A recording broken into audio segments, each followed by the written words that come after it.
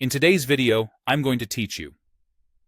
In this tutorial, I'll show you how to use count functions in Google Sheets on your desktop, helping you quickly count numbers, entries, or values that meet specific conditions.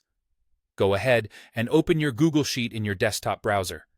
Any modern browser works, and it helps to have a small sample table to follow along, like a column of amounts, a column of names, and a column for status. Then click the cell where you want the result to appear. This is where your formula will live, so it's a good idea to label the cell next to it so you remember what you're counting. Let's start with the most basic option, count. Type an equal sign and enter count, followed by your range in parentheses. For example, each count B2, B100. Count looks only at numeric values in that range. It ignores text and blank cells, so it's perfect when you want to know how many numbers you actually have, such as prices or quantities.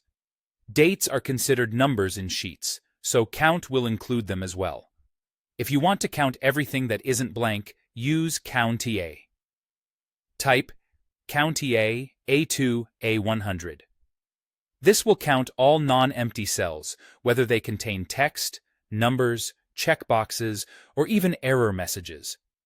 Use COUNTA when you care about how many entries are present, not just how many numbers.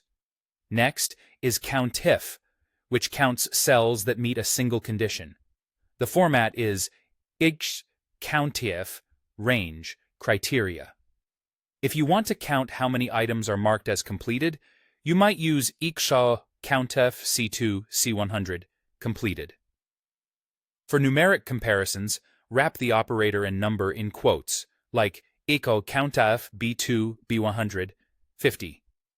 You can also reference another cell for the criterion, such as IXA COUNTIF C2 C100 E1, so your count updates when you change the value in E1.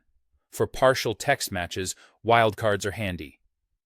X COUNTIF A2 A100 Apple counts any cell containing the word apple.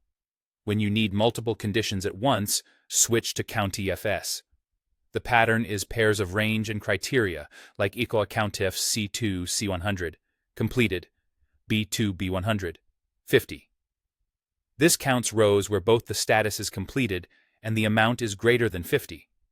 Make sure each range is the same size so the conditions line up correctly. For dates, it's often best to build the condition with the date function. For example, COUNTIFs D2 D100 U and date 2024,001 Phasor 1 D2 D100 E and date 2024 1231. After entering any formula, press Enter to see the result. As your data changes, these counts update automatically. If you plan to copy formulas across cells, consider using absolute references with $signs to lock ranges in place. With these tools, you can quickly summarize your data and focus on what matters.